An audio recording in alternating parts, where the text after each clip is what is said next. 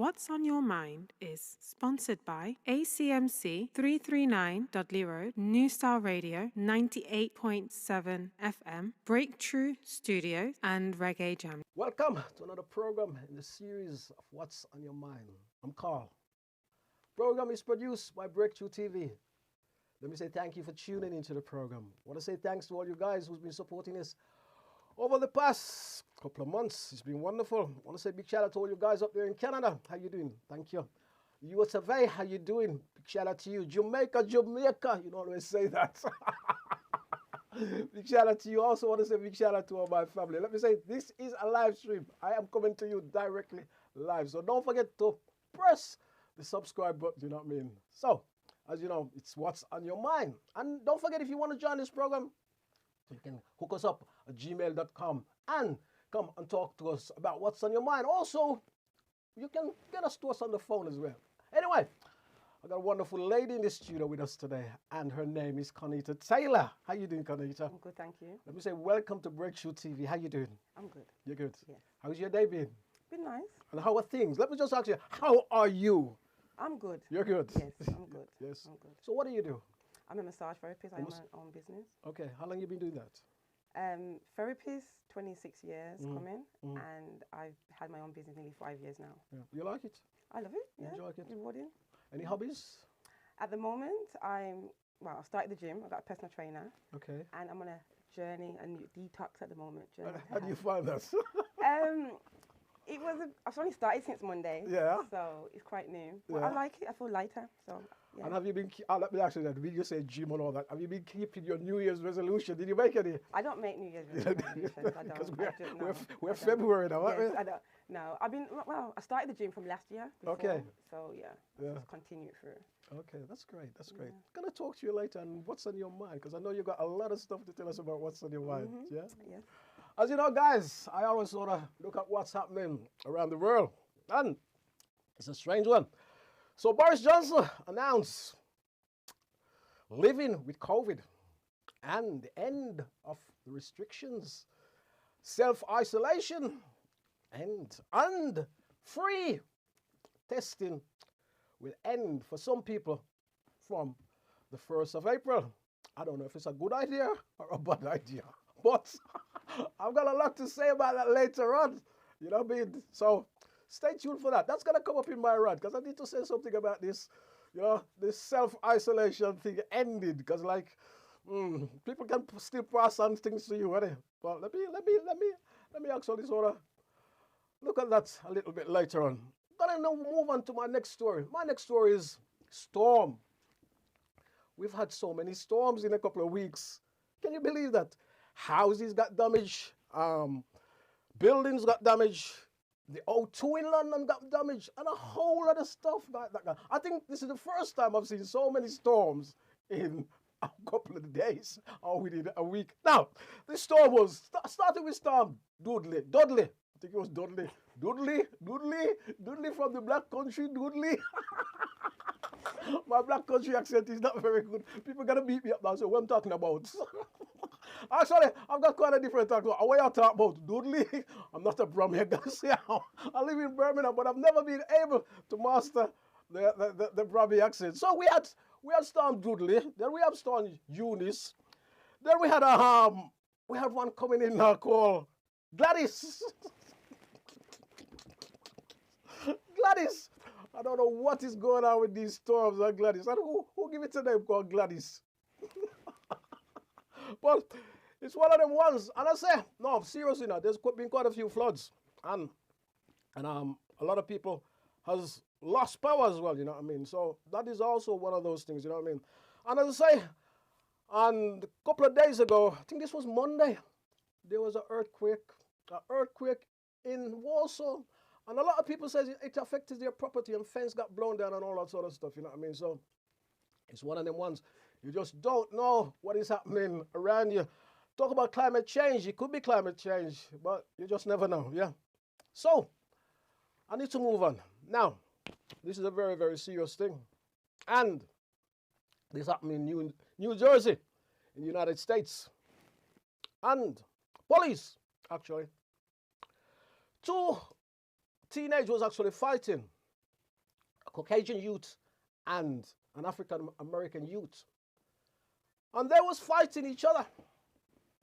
Now, what actually happens is actually disgusting, because what happens is the fact that a police officer comes over and he takes the African American, puts him on the floor, and he handcuffs him.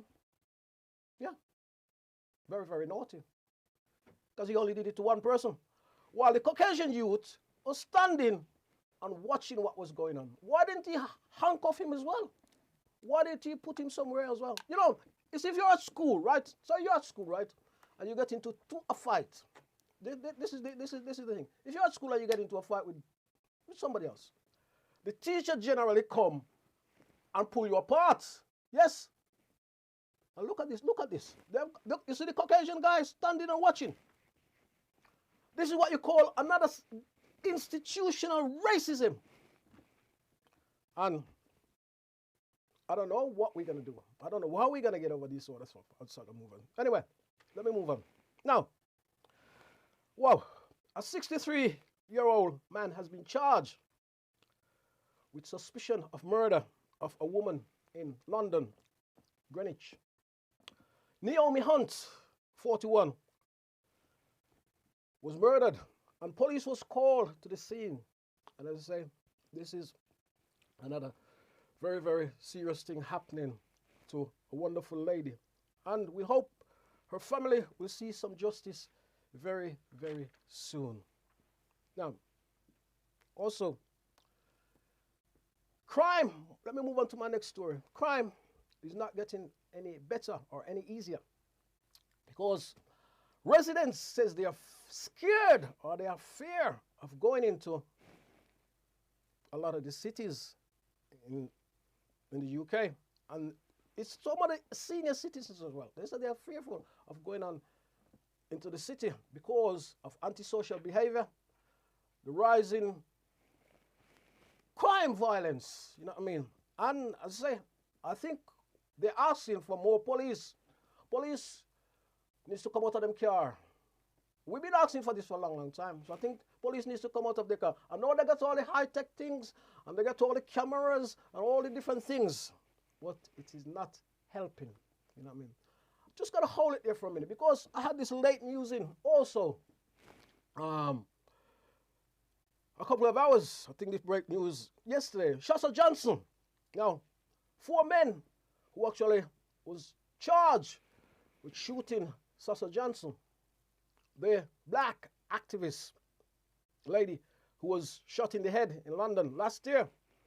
Black Lives Matter. A lot of you will remember her. And we was actually, a couple of weeks ago, I was actually asking, what's happened to this lady? Don't hear nothing about it. But 4 men who was actually charged, the case against them has been dropped. Nothing happened. The prosecution refused to put any evidence, didn't give any evidence or anything like that. So that case has been dropped. Sasha Johnson is still very critical in hospital, you know what I mean?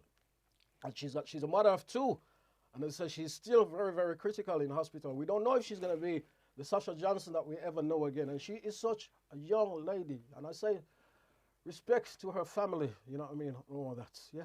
Now, a popular promoter from Jamaica. His name is Toto British. Toto British was gunned down in Maypen, Mandeville, Maypen, Clarendon, my apologies, on Friday. His real name is Ian Erdington.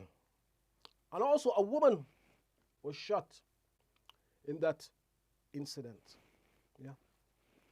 So it's all around the place. Now we move on to sports. Boxing. Now Amir Khan was beaten by Kelly Brook on Saturday in Manchester. In fact, he got battered. It's one of them ones. I think he may actually retire now. So, as I say, it was he got very badly beaten up in the 6th round, and the referee has to actually stop the fight. And I say, Amir Khan been boxing for a long, long time, you know what I mean? And they say he's probably gonna have to sort of retire now. And it's one of those things that, you know what I mean, happens. I gotta tell you now, I've never sort of, I'm not a big, well, okay, I used to like people like Muhammad Ali, you know what I mean? And that sort of thing. But I think boxing is just such a cruel sport. I think Chris Eubank said that.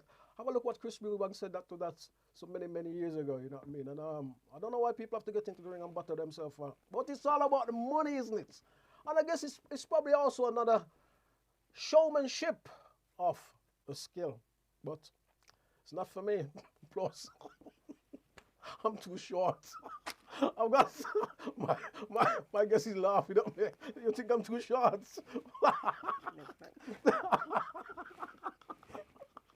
I'm too short. I've got the muscles. I could do the muscles, you know what I mean? But it's one that's not for me. So those who want to do it, let them carry on. Let me move on. Now, Michael Massey, you know, the man who was responsible, the racing director who was responsible for the F1 race. Now, he may have walked. Some people say he has been sacked. Some people say he may have walked. Anyway, he said, good job him gone. I'm not being biased.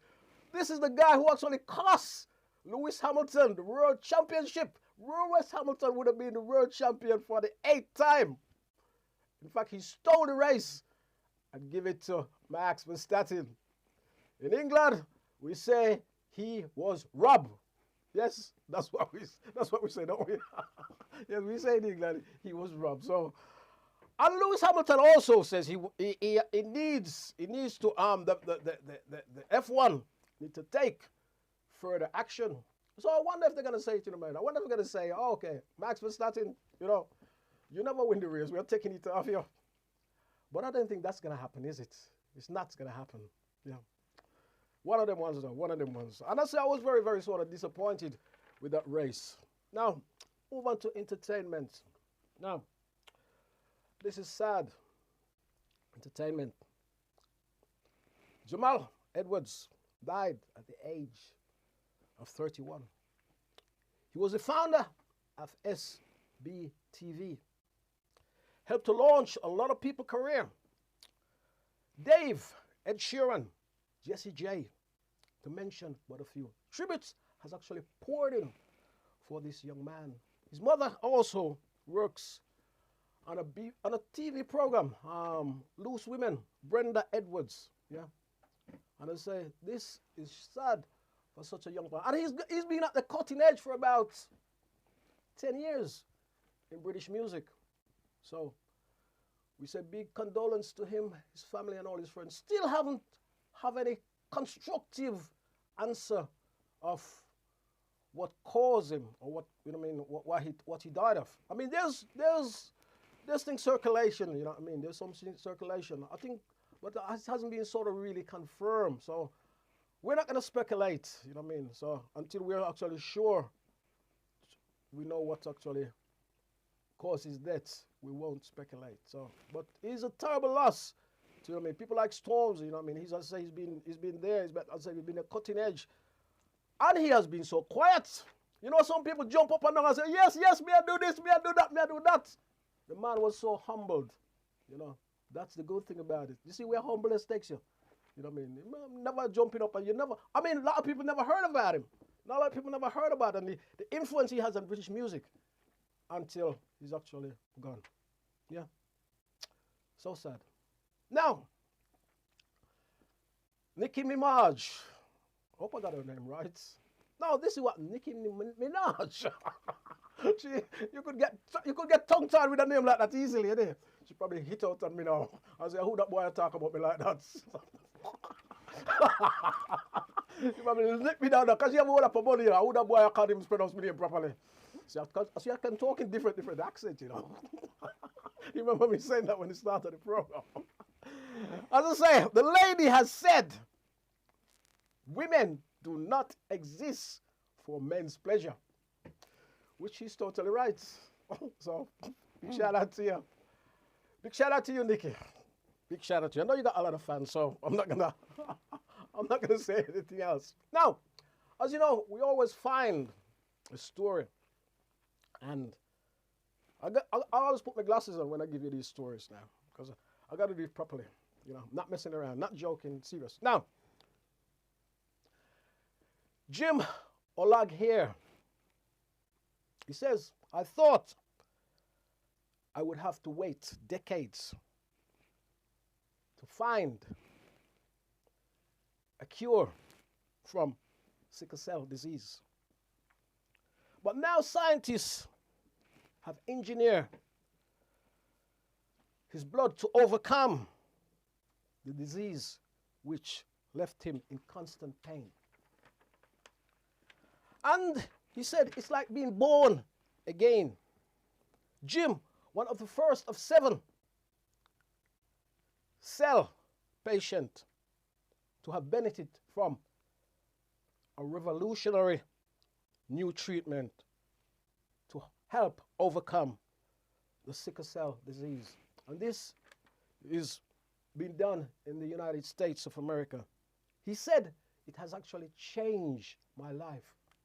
So guys, all you guys out there we call you the cell warriors.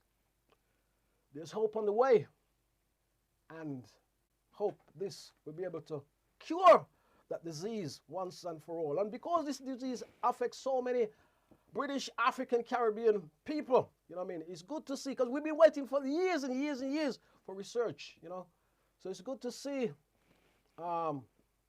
something like this is happening and make a change for other people's life, yeah.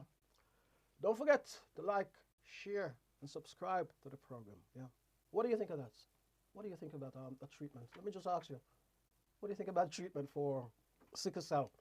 Sickle cell disease, you know what I mean, they've actually found not a cure, but something to do with your blood, you know what I mean, to help sickle cell to get over it. And I think it's actually marvelous they find something like that, yeah? No, definitely. I doubt it's been around for years. Yeah, and I say, a lot of people don't sort of know about this, and the research was I always thought the research was a bit slow, you know what I mean? Very But slow. it is good to see something like this is happening. So we say, big yourself up, Jim.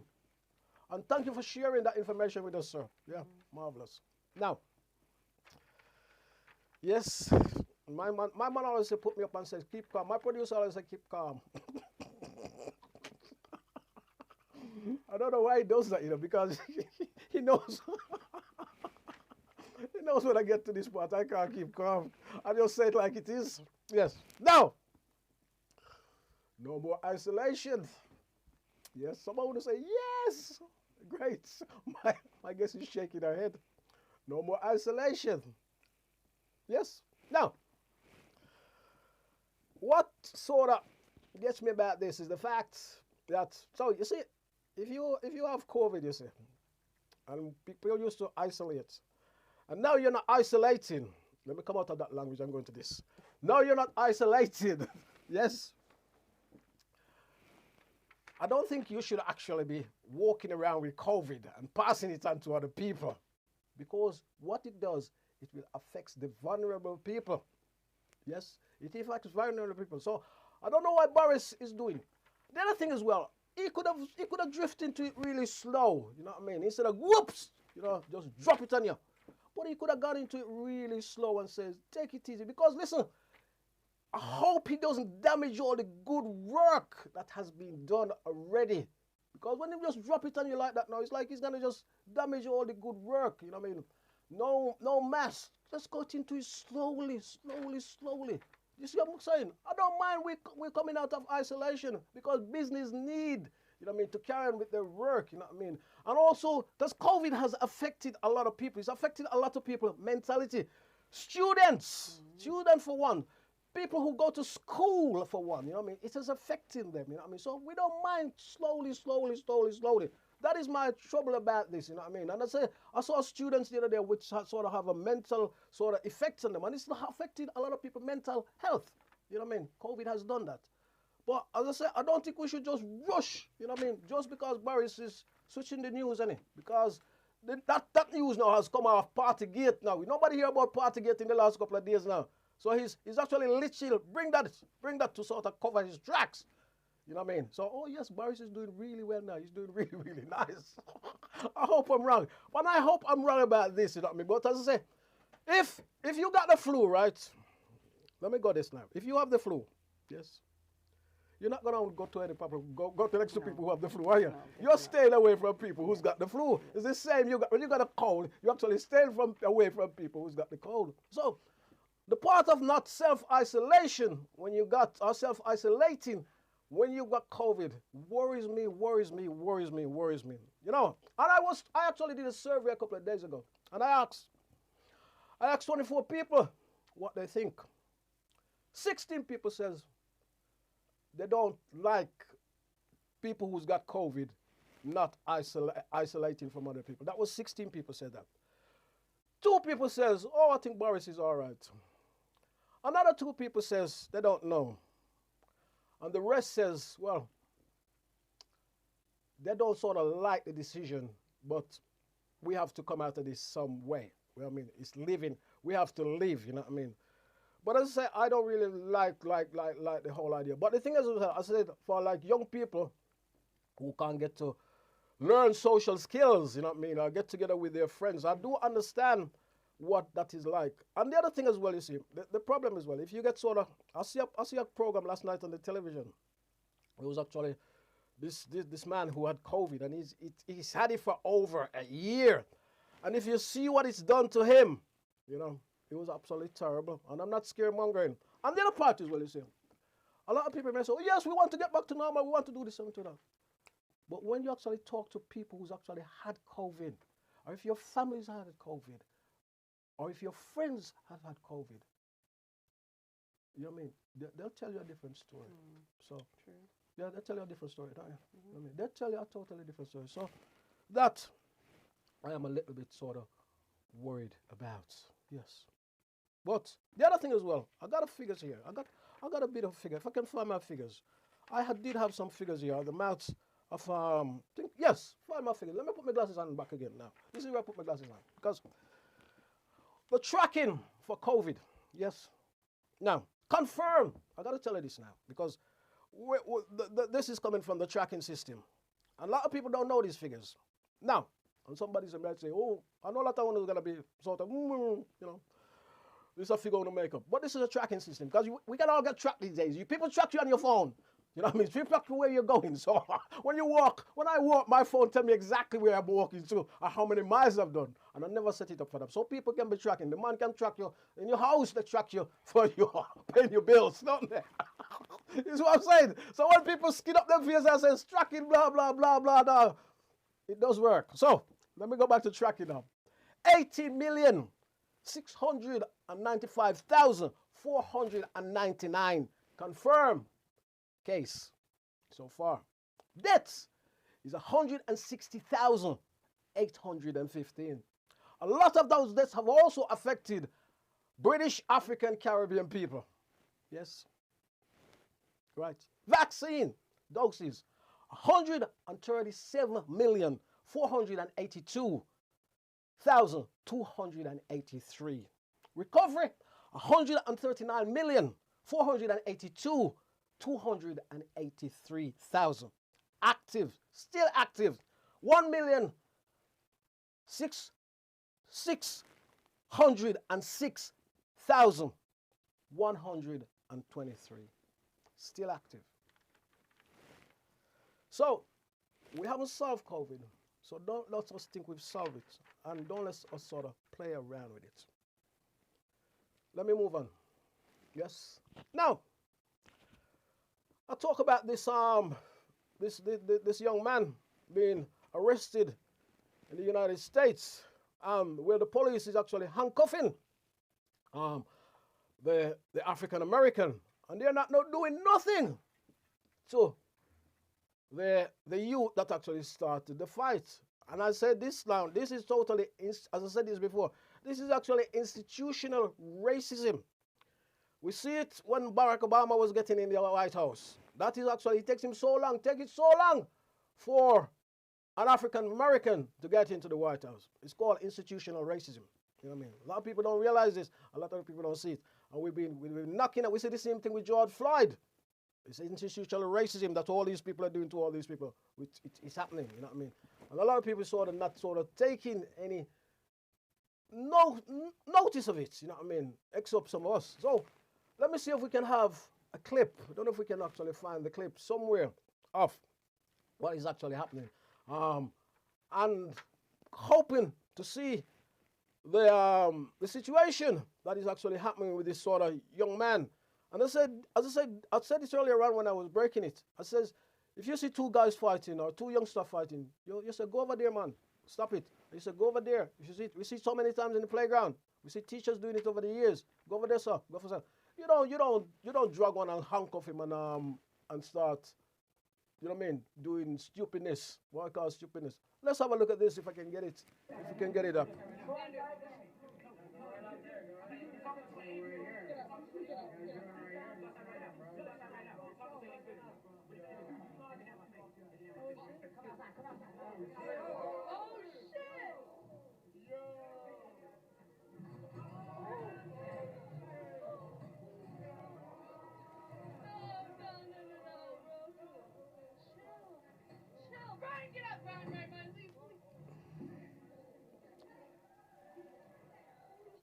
See what's happened?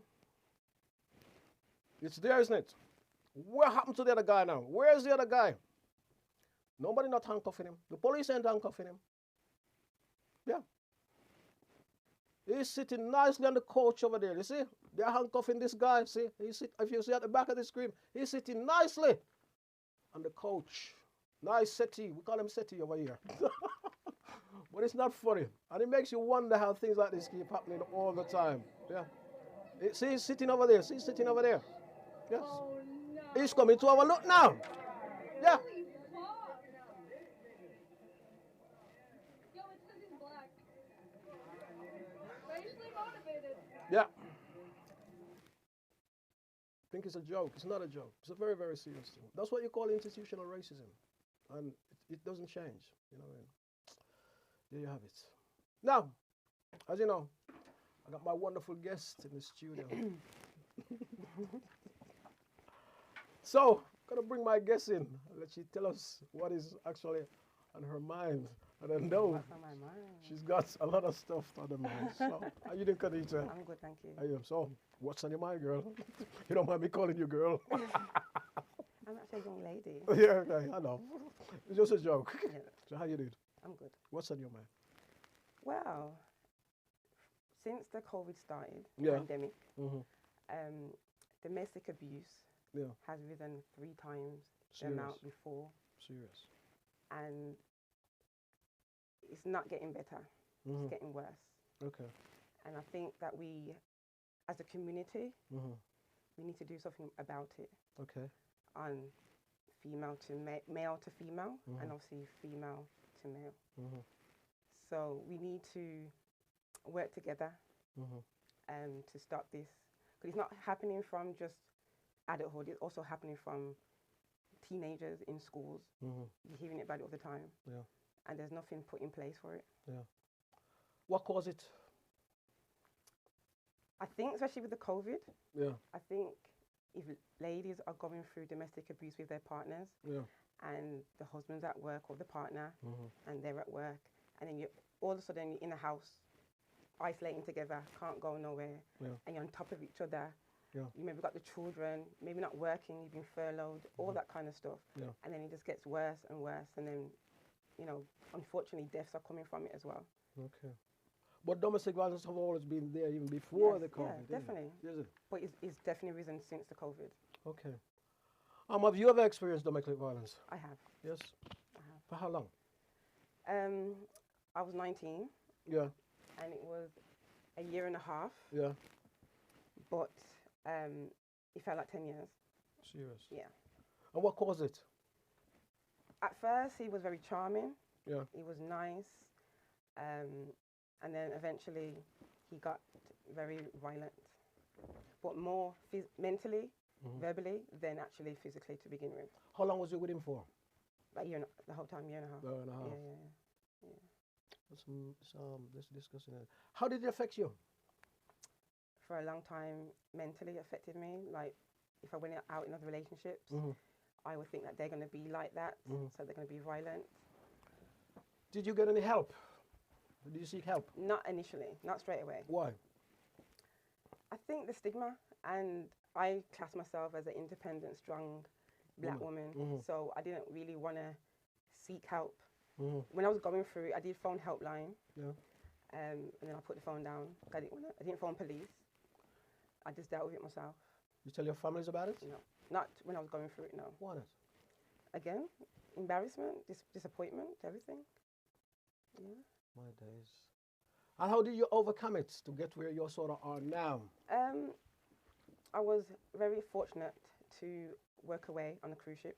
So I was able to go away from the situation and build me again, build my, like, mentally and physically, emotionally. When I went away, I was not around family and friends, so I didn't have to see him or speak to him or anyone. And for me, it was more trying to escape the situation. But when I realized it wasn't the right thing to do, I needed to face it. Okay. What would you say to people who are actually going through domestic violence now? Don't sit in silence. Yeah. Talk. Who do you talk to? There are organisations. There's one called Waits. Okay. They're actually based in this area, Dolly Road. Yeah. You can speak to them. They will actually help you. Talk to the police if you have to as well. Yeah. What are the percentages of women who actually go through domestic violence? How high is it? Very high. It's in the Any figures? millions. Serious? It's a lot. And that, not just talking about just in England, but worldwide. Yeah. Yeah. And how does it affect the how does it affect the British African Caribbean community? Because we know domestic violence in the British African Caribbean is also very strong. But is it more higher? I'm not gonna say that because I'm gonna people are gonna go whoops. You know what I mean? It's just high in all races, isn't it? It is, but I think in our culture, because of, like, say, my grandma age, everything needs to be put under the carpet. You don't talk your business, basically. Keep it quiet. And for me, I feel that's where we've gone wrong. It's gone from grandmother, mother, daughter, and so forth, grandchild, and it goes down and down. And more time to keep quiet, more it gets worse. And I want to break the cycle. I think that we should break the cycle all over, like, worldwide, in that sense. How do you go about breaking it? Like I said, we need to work as a community. And it's not about just working with just organisations, but within the family. And, like, for men don't like to talk about their feelings. They like to keep it inside because of ego and all that kind of stuff. And there is organisations out there for men. You know, there are people that can, counsellors. We don't like to talk to people. We feel that, why are you talking to a counsellor? What can they do? But they can help. Okay. So we're as I say, talking. What are some of the organisations? How are they helping? How are some of the organisations helping? They're helping to the best way they can. But I think for the organisations, we have to come forward. People are not going to just openly come forward. I think there needs to be more workshops available for that to happen. And what are you actually doing to sort of? Well, I did a thing called voluntary work, befriending ladies who've been through domestic violence. I've written a chapter about my story in a book called Surviving Queens. Okay. I'll show you. Okay. And there's over 8 ladies, including myself, and everybody in here has talked about when they started from childhood to adulthood. And these ladies, it's a lot. When you talk about your story, you are opening up a lot of can of worms. But each person in here, when you read it, you will definitely learn something from it. And they're also going to be doing a Surviving Kings. So if there's kings, men, who wants to actually, write their own chapter of their own story, they can do that as well. They just need to contact Andrea Maynard Braid. Okay. Yeah. So how do you get involved with these ladies? How do you sort of get involved? Andrea Maynard Braid's got an organisation, Surviving Queens. She does workshops within the community, and then she approached and says, "Would you like to write about your story?" And I said, "Yeah." It wasn't easy to be fair. Yeah. But it was the best thing I've ever done. How do you start? How did you recall going back to all the situation that you've been in actually? I think when you go through certain things, you kind of just meet people who's going through the same thing as you. You know what I mean? So you can find them on social media. You know, as much as it can be good and bad, it can be good. Mm. Facebook, Instagram. Mm. So, What about where men are concerned? Because men go to also domestic violence as well, don't they? of course they do, yeah. Yeah. But they don't say nothing. That's true. Yeah. They keep quiet. And I gotta say, I don't know any men. I don't know any men who has actually ever sort of go through domestic violence. But there's also the mental thing that goes on, isn't it? Yes, of course You it know, is. because the domestic violence is as well as the physical thing. There's Mentally. there's the mental breakdown as well, and Yeah.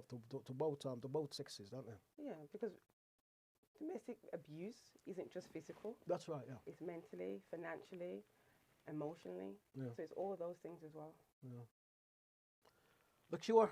No cure, is there? Is there any cure? Yeah, we females and men Mm. need to talk up. Don't stay in silence. Yeah. You have a voice, use it. Yeah. I see what you're Yeah, saying. you have to use it. And I say there's different agencies and different people to sort of help. You know what I mean? Waits is a very good organisation. The lady who's the founder for that is named Marcia. Okay. And like I said, she's based on Dudley Road. Yeah. So I can leave the details with yourself and you can put it on. If you know the details, you can actually say it. If you know what I mean. I don't know the full You details. No. can remember it, yeah. Yeah. And what is your journey now for sort of encouraging say sort of young people how to sort of get away from sort of domestic violence? Well, I would like to. I'm not doing it as yet, but I would like to actually put workshops together to go into schools to talk about domestic violence. But there is other organisations out there who are doing it. A lady called SARS Maynard, she does that as well. Relationship building. It's about relationship. It's about knowing the good and the bad in relationships. And I think I was 19 when I obviously in my relationship. So, and he was much older than me. Yeah. So it does happen from school.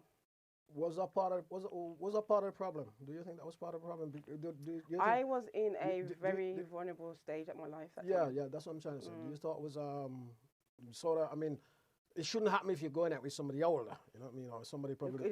Regardless. It shouldn't have happened. You know what I mean? No, Regardless, definitely but I'm not trying to sort of say. I mean, was that part of the? As you say, you was very vulnerable. Yeah. Yeah, I was. How do you get away? What you mean? How do you get away from it? How did you get out of it? I actually physically fought back.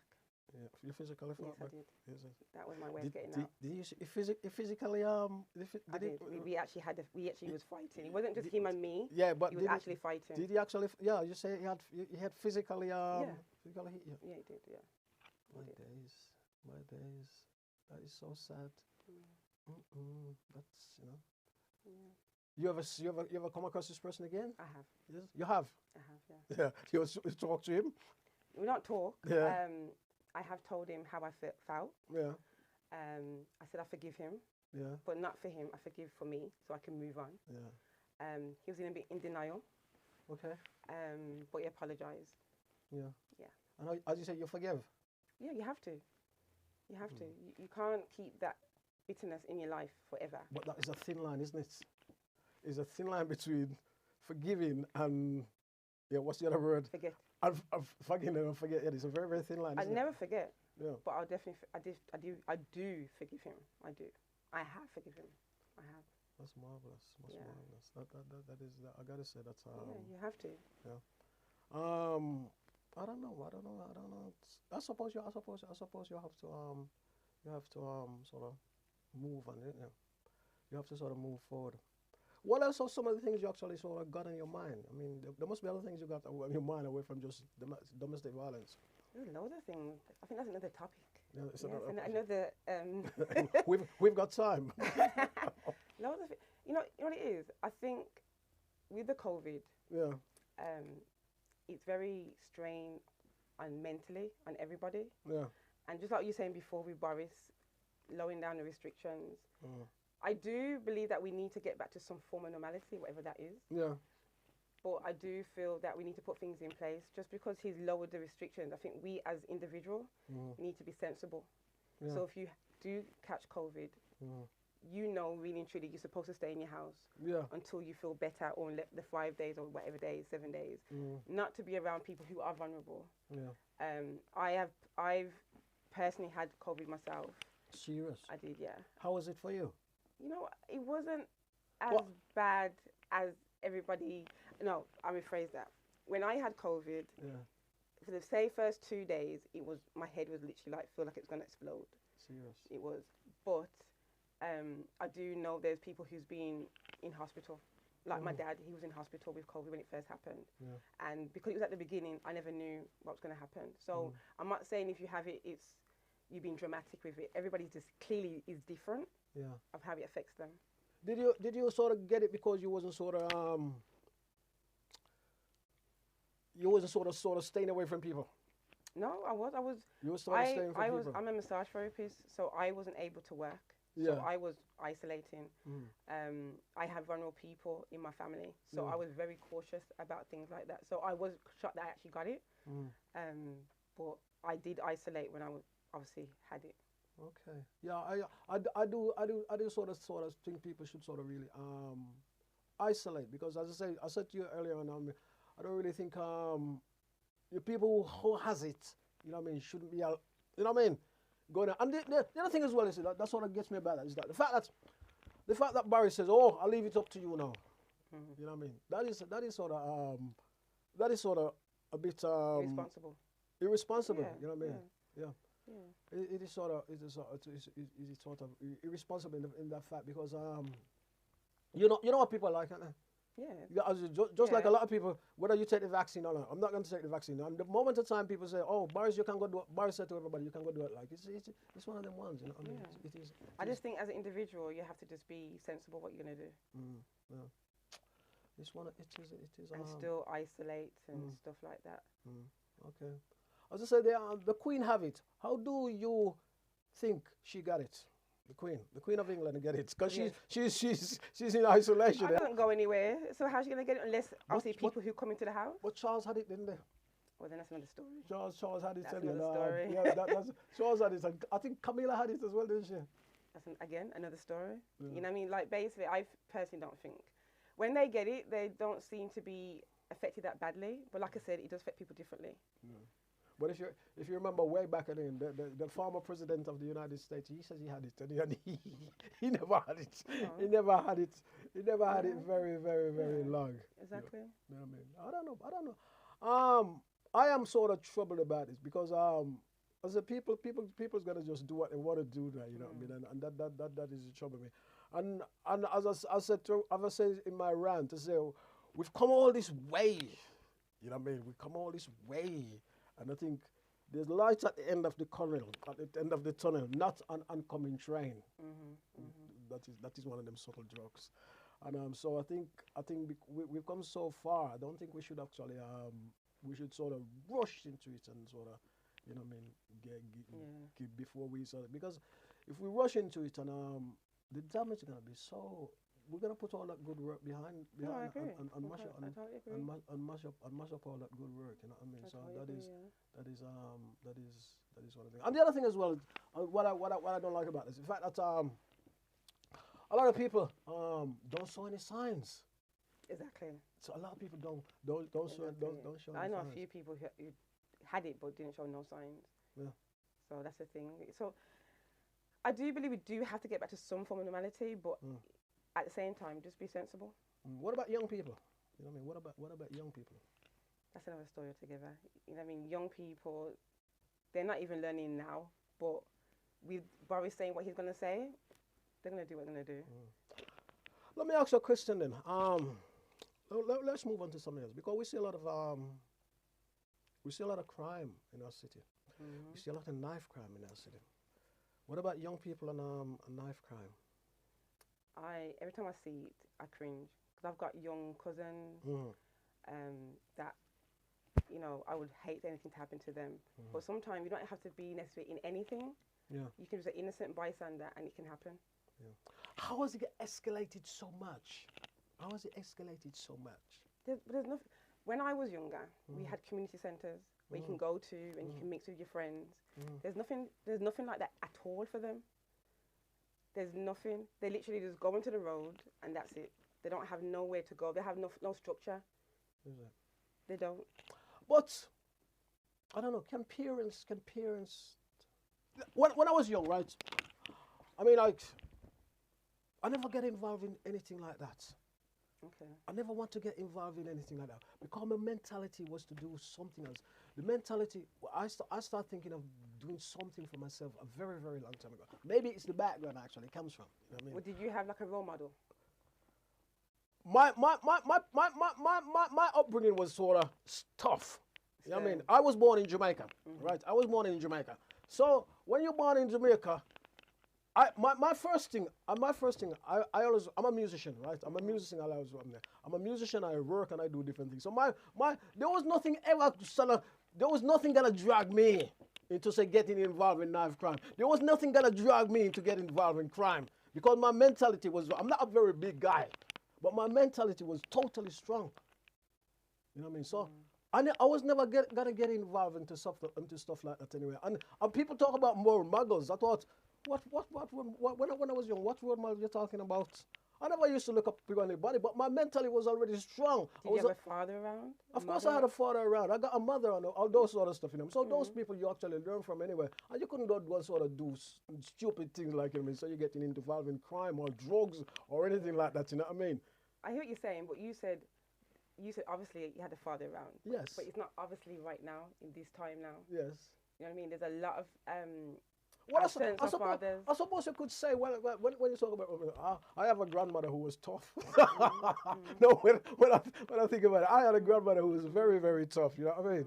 So that sort of stuff. You know what I mean? But it would never. I was never even when I was young as a teenager. You know what I mean? There was never thing like oh, I'm gonna get into crime. I was getting into this. I got involved in sort of music. You know what I mean? I learned to sort of play instruments. I learned to sort of play a couple of different instruments. You know what I mean? And there was a whole lot of things. And then I have to think. You know what I mean?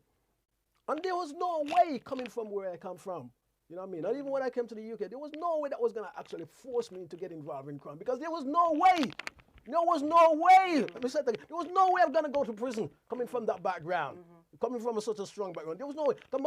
My focus was totally different from a lot of other people. A lot of people, I wasn't rich. My family wasn't rich.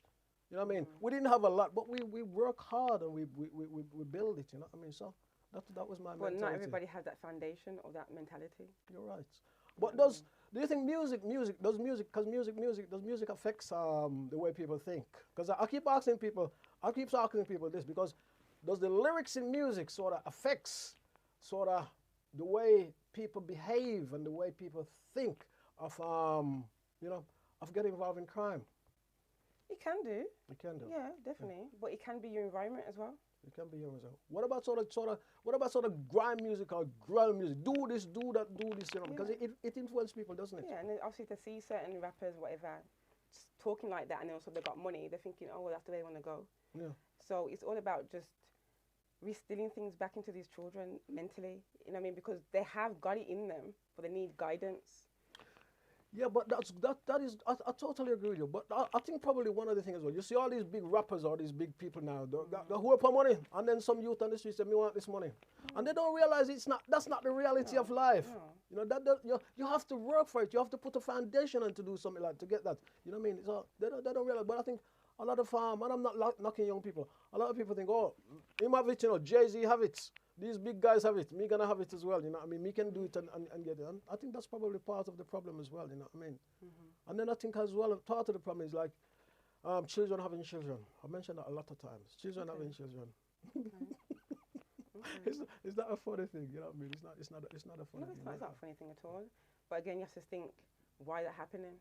Yeah. What's happening in their household? What's happening around them? What's going through their head? What's going on at school? The school's got a lot to do with everything as well. It's not just about the home, it's also about school as well. Yeah. But it's too much being left onto school. No, me personally, I think you have to work with the school. Yeah. You have to work together in partnership. Because it goes both ways. Whatever's going on at home can mirror what's going on at school and vice versa. So you do need to work together.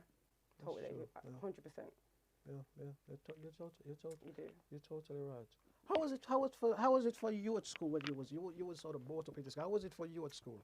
I liked school. You liked school? Yeah, I would say I'm semi-popular. Semi-popular.